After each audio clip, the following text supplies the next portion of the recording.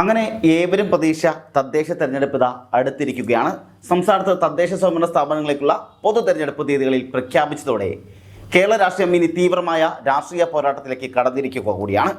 അടുത്ത നിയമസഭാ തെരഞ്ഞെടുപ്പിന്റെ ഫൈനലായി അല്ലെങ്കിൽ സെമി ഫൈനലായി വിശേഷിപ്പിക്കപ്പെടുന്ന ഈ തെരഞ്ഞെടുപ്പ് സംസ്ഥാനത്തെ പ്രധാന മുന്നണികളുടെയും അതുപോലെ ഇവരുടെ എല്ലാം ശക്തിയും ജനപിന്തുണയും അളക്കുന്നതിനുള്ള നിർണായക വേദിയായി മാറുകയും ചെയ്യും. രണ്ട് ഘട്ടങ്ങളിലായാണ് തെരഞ്ഞെടുപ്പുകൾ നടക്കുക. അതായത് ഡിസംബർ 9, 11 തീയതികളിലാണ് വോട്ടെടുപ്പ് നടക്കാനിരിക്കുന്നത്. തിരുവനന്തപുരം മുതൽ എറണാകുളം വരെയുള്ള തെക്കൻ ജില്ലകളിലെ ഡിസംബർ 9-നും ബാക്കിയുള്ള ജില്ലകൾ ഡിസംബർ 11-നും പോളിംഗ് നടക്കുകയും ചെയ്യും. ഡിസംബർ 13-നാണ് വോട്ടെണ്ണൽ നടക്കുക. അന്നറിയാം തദ്ദേശ സ്ഥാപനങ്ങളിൽ ആര് ഭരിക്കും എന്നത്. തദ്ദേശ തിരഞ്ഞെടുപ്പ് കമ്മീഷണർ എ ഷാജഹാനാണ് തെരഞ്ഞെടുപ്പ് ഷെഡ്യൂൾ പ്രഖ്യാപിച്ചിരിക്കുന്നത്. പ്രഖ്യാപനം വന്നതോടെ സംസ്ഥാനത്ത് ഇന്നു മുതൽ പെരുമാറ്റച്ചട്ടവും നിലവിൽ വന്നിരിക്കുകയാണ്. പോളിംഗ് സമയം രാവിലെ 7 മണിക്ക് ആരംഭിച്ച് വൈകിട്ട് 6 മണി വരെ തുടരുകയും ചെയ്യും. വൈകിട്ട് 6 മണി വരെ തുടരുന്ന ഈ സമയങ്ങളിൽ കൃത്യമായി എല്ലാവരും വോട്ട് ചെയ്യണമെന്ന് നിർദ്ദേശിച്ചിട്ടുമുണ്ട്. കഴിഞ്ഞ തവണ കോവിഡിന്റെ പശ്ചാത്തലത്തിൽ 3 ഘട്ടങ്ങളായി നടത്തിയിരുന്ന തെരഞ്ഞെടുപ്പ് ഇത്തവണ 2 ഘട്ടമായി ചുരുക്കുകയും ചെയ്തിട്ടുണ്ട്. തെരഞ്ഞെടുപ്പ് നടപടിക്രമങ്ങൾ വേഗത്തിൽ പൂർത്തിയാക്കാനുള്ള ഒരുക്കങ്ങൾ സംസ്ഥാന തെരഞ്ഞെടുപ്പ് കമ്മീഷൻ ആരംഭിച്ചും കഴിഞ്ഞിട്ടുണ്ട്. നവംബർ 14-നാണ് തെരഞ്ഞെടുപ്പ് വിജ്ഞാപനം പുറത്തിറക്കുന്നത്. നാമനിർദ്ദേശ പത്രിക സമർപ്പിക്കാനുള്ള അവസാന തീയതി എന്നത് നവംബർ 21-ആണ്. സൂക്ഷ്മ പരിശോധന നവംബർ 22-നും അതുപോലെ അത് കഴിഞ്ഞിട്ടുള്ള പിന്നീടുള്ള സ്ഥാനാർത്ഥി പിൻവലിക്കാനുള്ള അവസാന തീയതി എന്നത് നവംബർ 24-നുമാണ്. തെരഞ്ഞെടുപ്പ് പൂർത്തിയാക്കാനുള്ള അവസാന തീയതി ഡിസംബർ 18-ആണ്. പുതിയ ഭരണസമിതി ഡിസംബർ 20-ന് ചുമതലയേൽക്കുകയും ചെയ്യും. കാലാവധി പൂർത്തിയാകാത്ത മട്ടന്നൂർ നഗരസഭ ഒഴികെയുള്ള 1199 തദ്ദേശ സ്ഥാപനങ്ങളിലേക്കാണ് ഇത്തവണ തെരഞ്ഞെടുപ്പ് നടക്കുന്നത്. മട്ടന്നൂരിൻ്റെ ഭരണകാലാവധി 2027-ലാണ് അവസാനിക്കുന്നത്. എങ്കിലും മട്ടന്നൂർ നഗരസഭാ പരിധിയിലും പെരുമാറ്റച്ചട്ടം ബാധകവുമാണ്. സംസ്ഥാനത്ത് 941 ഗ്രാമപഞ്ചായത്തുകളാണുള്ളത്. 6 കോർപ്പറേഷനുകൾ, അതുപോലെ തന്നെ 87 നഗരസഭകൾ, 14 ജില്ലാ പഞ്ചായത്തുകൾ, 152 ബ്ലോക്ക് പഞ്ചായത്തുകൾ എന്നിവയും ഉൾപ്പെടുന്നുണ്ടതിൽ. വാർഡ് വിഭജനത്തിന് ശേഷം ആകെയുള്ള 23,612 വാർഡുകളാണുള്ളത്. മട്ടന്നൂരിലെ 36 വാർഡുകൾ ഒഴിവാക്കിയാൽ ആകെയുള്ളത് 23,576 വാർഡുകളാണ്. ഇവിടങ്ങളിലാണ് വോട്ടെടുപ്പ് നടക്കാനിരിക്കുന്നത്. ആകെ 2,84,30,761 വോട്ടർമാരുണ്ട്. ഇതിൽ 1,34,12,470 പുരുഷന്മാരും അതുപോലെ 1,50,18,10 സ്ത്രീകളും ഉൾപ്പെടുന്നു. ഒപ്പം തന്നെ 281 ട്രാൻസ്ജെൻഡർമാരും വോട്ടർമാരുടെ ലിസ്റ്റിലുണ്ട്. 2,841 പ്രവാസി വോട്ടർമാരും ഇത്തവണ വോട്ട് ചെയ്യും. സംസ്ഥാനത്താകെ 33,746 പോളിംഗ് സ്റ്റേഷനുകളാണ് സജ്ജീകരിച്ചിട്ടുള്ളത്. വോട്ടെടുപ്പ് ദിവസം എല്ലാ സർക്കാർ ജീവനക്കാർക്കും അവധിയുമായിരിക്കും. ഒപ്പം തന്നെ സുരക്ഷയ്ക്കായി 70,000 പോലീസുകാരെയും വിന്യസിക്കും. ഏകദേശം 2 ലക്ഷത്തോളം ഉദ്യോഗസ്ഥർ തെരഞ്ഞെടുപ്പ് പ്രക്രിയയിൽ പങ്കുചേരുകയും ചെയ്യും. എല്ലാ പോളിംഗ് ബൂത്തിലും അടിസ്ഥാന സൗകര്യങ്ങൾ ഉറപ്പുവരുത്തുമെന്ന് കമ്മീഷൻ അറിയിച്ചിട്ടുമുണ്ട്. എല്ലാ ബൂത്തുകളിലും വെബ്കാസ്റ്റിംഗ് നടത്തുകയും ചെയ്യും. വോട്ടെടുപ്പിന് മുമ്പ് രാവിലെ മോക്ക് പോളിംഗ് നടത്തിയ ശേഷമാകും വോട്ടെടുപ്പ് തുടങ്ങുക. വോട്ടർമാർക്ക് വോട്ട് രേഖപ്പെടുത്തുന്നതിൻ്റെ തിരഞ്ഞെടുപ്പ് തിരിച്ചറിയൽ കാർഡ് കൂടാതെ passport, PAN card, driving licence, SSLC book, പ്രധാന ബാങ്കുകൾ നൽകുന്ന ഫോട്ടോ പതിച്ച പാസ്ബുക്കുകൾ എന്നിവയും തിരിച്ചറിയൽ രേഖയായി ഉപയോഗിക്കുകയും ചെയ്യാം. 1249 റിട്ടേണിംഗ് ഓഫീസർമാരാണ് തിരഞ്ഞെടുപ്പ് നിയന്ത്രിക്കുന്നത്. ഒരു ബാലറ്റ് യൂണിറ്റിൽ 15 സ്ഥാനാർത്ഥികളുടെ പേരാണ് പരമാവധി ഉൾപ്പെടുത്തുക. സ്ഥാനാർത്ഥികളുടെ എണ്ണം കൂടിയാൽ അധിക ബാലറ്റ് യൂണിറ്റുകൾ ഉപയോഗിക്കുകയും ചെയ്യും.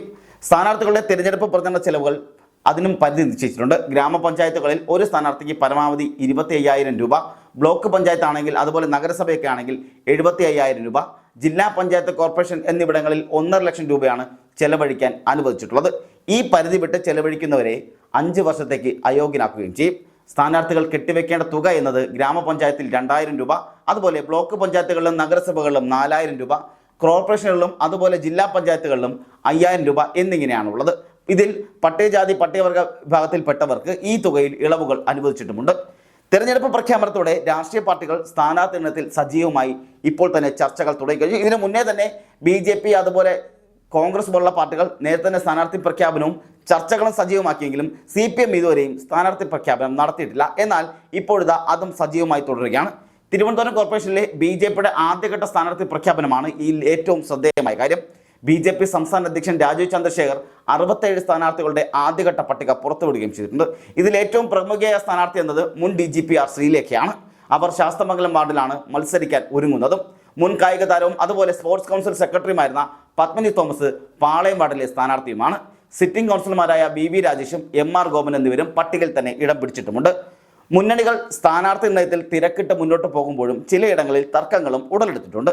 തിരുവനന്തപുരം കോൺഗ്രസിൽ യൂത്ത് കോൺഗ്രസ് ജില്ലാ അധ്യക്ഷനായ നേമം ഷജീർ മത്സരിക്കുന്ന നേമം വാർഡിനെ ചൊല്ലി പൊട്ടിത്തെറി തന്നെ ഉണ്ടാവുകയും ചെയ്തിട്ടുണ്ട്.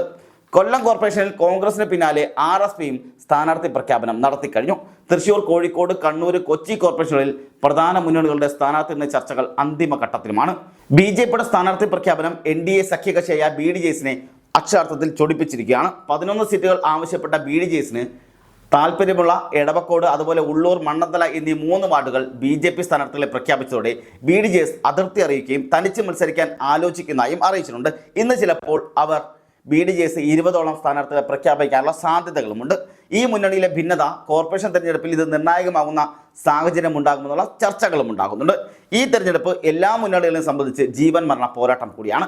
LDF തന്ത്രം, സംസ്ഥാന സർക്കാരിന്റെ വികസന നേട്ടങ്ങളായ ലൈഫ് മിഷൻ, ആർദ്രം, പൊതുവിദ്യാഭ്യാസ സംരക്ഷണ യജ്ഞം തുടങ്ങിയ ഇതെല്ലാം ഉയർത്തിക്കാട്ടിയും പ്രാദേശിക വികസനങ്ങൾ, പ്രവർത്തനങ്ങളെല്ലാം എണ്ണിപ്പറഞ്ഞും ഭരണ തുടർച്ചയ്ക്ക് അടിത്തറയിടാനുള്ള പ്ലാനുകളാണ് നടന്നു വരുന്നത്. കഴിഞ്ഞ തവണ തദ്ദേശ തെരഞ്ഞെടുപ്പിൽ ലഭിച്ച 37.36% വോട്ട് വിഹിതവും 11 ജില്ലാ പഞ്ചായത്തുകളും 5 കോർപ്പറേഷനുകളും ഉൾപ്പെടെയുള്ള വിജയവും LDFന് ആത്മവിശ്വാസം നൽകുന്ന പ്രധാനപ്പെട്ട ഘടകങ്ങളാണ്. സർക്കാരിനെതിരെയുള്ള ഭരണവിരുദ്ധ വികാരവും അതുപോലെ വിവാദങ്ങളും വിലക്കയറ്റവും തൊഴിലില്ലായ്മയും ശക്തമായി ഉയർത്തിക്കാട്ടി ജനവിധി അനുകൂലമാക്കാനാണ് UDFന്റെ തീരുമാനമെന്നത്.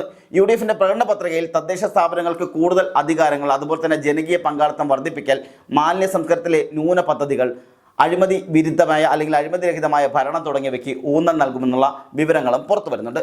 കഴിഞ്ഞ തെരഞ്ഞെടുപ്പിൽ 37.23% വോട്ട് വീതം UDFനുണ്ടായിരുന്നു. നിയമസഭാ തെരഞ്ഞെടുപ്പിൽ 8 സീറ്റെങ്കിലും നേടുക എന്ന ലക്ഷ്യത്തിന്റെ ആദ്യപടിയായ വോട്ട് വീതം വർദ്ധിപ്പിച്ച് അടിത്തറ വികസിപ്പിക്കാനാണ് BJPയുടെ തീരുമാനം. പ്രധാനമന്ത്രിയുടെ വികസന പദ്ധതികളും കേന്ദ്ര സർക്കാരിന്റെ ആനുകൂല്യങ്ങളും പ്രചരണായുധമാക്കാനും അവർ തീരുമാനിച്ചിട്ടുണ്ട്. നഗരമേഖലകളിൽ കൂടുതൽ വിജയം നേടുന്നതിനുള്ള രാഷ്ട്രീയത്തിൽ തങ്ങൾ നിർണായക ശക്തി എന്ന് തെളിയിക്കാൻ NDAയുടെ ശ്രമങ്ങളെല്ലാം ഈ തെരഞ്ഞെടുപ്പിൽ ഉണ്ടാവുകയും ചെയ്യും. ഈ തെരഞ്ഞെടുപ്പ് ഫലം അടുത്ത നിയമസഭാ തെരഞ്ഞെടുപ്പിലെ രാഷ്ട്രീയ സാധ്യതകളെ നിർണ്ണയിക്കുന്നതിൽ നിർണായകമായ ഘടകമാകുമെന്ന കാര്യത്തിൽ യാതൊരു തർക്കവുമില്ല. അതുകൊണ്ട് തന്നെ LDF തദ്ദേശ സ്ഥാപനങ്ങളിൽ ഭൂരിപക്ഷം നേടുകയാണെങ്കിൽ അത് സർക്കാരിന്റെ വികസന നയങ്ങൾക്കുള്ള അംഗീകാരമായി കണക്കാക്കുകയും നിയമസഭാ തെരഞ്ഞെടുപ്പിൽ ഭരണ തുടർച്ചയ്ക്ക് സാധ്യതകൾ വർദ്ധിപ്പിക്കുകയും ചെയ്യുമെന്ന കാര്യം ഉറപ്പാണ്. കേരള കോൺഗ്രസിലെ മാണി ഗ്രൂപ്പ് LDFിലേക്ക് എത്തിയതിനു ശേഷം മധ്യ തിരുവിതാംകൂറിലുണ്ടായ മാറ്റങ്ങൾ ഈ തെരഞ്ഞെടുപ്പ് ഫലത്തിലൂടെ വ്യക്തമാവുകയും ചെയ്യും. UDFന് ഗ്രാമനഗരങ്ങൾ മേഖലകളിലെല്ലാം മുന്നേറ്റം ഉണ്ടാക്കാൻ സാധിച്ചാൽ അത് ശക്തമായ ഭരണവിരുദ്ധ വികാരത്തിന്റെ സൂചനയായി കണക്കാക്കുകയും നിയമസഭാ തെരഞ്ഞെടുപ്പിൽ UDFന് അനുകൂലമായ സാഹചര്യം ഒരുങ്ങുകയും ചെയ്യുമെന്നും ഇവർ ആലോചിക്കുന്നുണ്ട്. അതായത് ഇതാണ് അവരുടെ നിലവിലെ നിഗമനങ്ങളെല്ലാം. BJPയുടെ വോട്ട് വിഹിതത്തിൽ വർധനവ് ത്രികോണ മത്സരം നടക്കുന്ന മണ്ഡലങ്ങളിലെ ഫലത്തെ തന്നെ സ്വാധീനിക്കാനും വലിയ സാധ്യതകളുമുണ്ട്. നിലവിലെ സീറ്റ് നില ഇങ്ങനെയായിരുന്നു എന്നുള്ളതും കൂടി ആലോചിക്കണം. ഇവിടെ നിലവിലെ സീറ്റ് നില എന്ന് പറയുന്നത് 941 ഗ്രാമപഞ്ചായത്തുകളിൽ LDFനുള്ളത് 557, UDFനുള്ളത് 363, BJPക്ക് 14 6 കോർപ്പറേഷനുകളിൽ LDF 5ഉം UDF 1ഉമാണ് നേടിയിട്ടുള്ളത്. 14 ജില്ലാ പഞ്ചായത്തുകളിൽ LDFന് 10ഉം UDFന് 4ഉമാണ് നേടാൻ സാധിച്ചിട്ടുള്ളത്. 87 നഗരസഭകളിൽ LDF 41ഉം UDF 44ഉം അതുപോലെ BJP 2 ഇടങ്ങളിലും വിജയിച്ചു കയറിയിട്ടുമുണ്ട്. ഈ കണക്കുകൾ തിരുത്തി എഴുതാനാണ് മുന്നണികളുടെ എല്ലാവരുടെയും ശ്രമം. കേരളത്തിലെ തദ്ദേശ സ്വയംഭരണ സ്ഥാപനങ്ങളിലേക്കുള്ള ആദ്യ തെരഞ്ഞെടുപ്പുകൾ 1995 നടന്നതെങ്കിലും ത്രിതല പഞ്ചായത്ത് സംവിധാനം നിലവിൽ വന്നതിന് ശേഷം തദ്ദേശ സ്ഥാപനങ്ങളുടെ രാഷ്ട്രീയ പ്രാധാന്യം വളരെയധികം വർദ്ധിക്കുകയും ചെയ്തിട്ടുണ്ട്. തീവ്രമായ പ്രചരണവും അതുപോലെ തന്ത്രങ്ങളും നിറഞ്ഞ ഒരു മാസത്തെ രാഷ്ട്രീയ പോരാട്ടത്തിനാണ് കേരളം ഇനി സാക്ഷ്യം വഹിക്കാൻ പോകുന്നത്. ഈ തെരഞ്ഞെടുപ്പ് ഫലം സംസ്ഥാന രാഷ്ട്രീയത്തിന്റെ ഭാവി ഗതി നിർണ്ണയിക്കുന്നതിൽ നിർണായകമാകുമെന്നതിൽ യാതൊരു സംശയവുമില്ല. ഇവിടെ BJP ആയിക്കോട്ടെ, UDF ആയിക്കോട്ടെ, അതുപോലെ CPM ആയിക്കോട്ടെ, 3 പ്രധാന മുന്നണികൾ, കൃത്യമായി പറഞ്ഞാൽ UDF, NDA അതുപോലെ LDF, 3 മുന്നണികളും ഇവിടെ അവർ ജീവൻ മരണ പോരാട്ടമായാണ് ഇതിനെ കാണുന്നത്. കാരണം ഇവിടെ CPM ഏത് വിധേനയും തങ്ങളുടെ ഭരണ നേട്ടങ്ങൾ പറഞ്ഞ് വോട്ട് പിടിക്കാൻ ശ്രമിക്കുമ്പോൾ UDF ആയിക്കോട്ടെ ഭരണത്തിലെ ഏറ്റവും വലിയ പാളിച്ചകൾ അതുപോലെ അഴിമതി ആരോപണങ്ങളെല്ലാം ഉന്നയിച്ചുകൊണ്ട് വലിയ തരത്തിലുള്ള പ്രചരണം ശക്തമാക്കാനാണ് ശ്രമിക്കുന്നത്. ഒപ്പം തന്നെ BJPയോട് ശ്രമിക്കുന്നത് ഏത് വിധേനയും 2 പാർട്ടിയിൽ നിന്നുള്ള വോട്ടുകൾ പിളർത്തി തങ്ങളിലേക്ക് അടുപ്പിക്കുക എന്നുള്ളതാണ്. അതുകൊണ്ട് തന്നെ 3 രാഷ്ട്രീയ മുന്നണികളിലും വലിയ തരത്തിലുള്ള പോരാട്ടമാണ് ഇനി കാഴ്ചവെക്കാൻ പോകുന്നത്, ഇനി ഉണ്ടാകാൻ പോകുന്നത്. അതുകൊണ്ട് തന്നെ ഏവരും ഉറ്റുനോക്കുന്നതും ഈ രാഷ്ട്രീയ പോരാട്ടം എത്തരത്തിൽ ഉള്ളതാകും എന്നുള്ളത് തന്നെ. അതുപോലെ തന്നെ ആര് നേടും, ആര് വാടുമെന്നും അതുപോലെ ആര് വീഴുമെന്നുള്ള ചർച്ചകളും ഇന്നു മുതൽ സജീവമായി തുടരുകയും ചെയ്യും.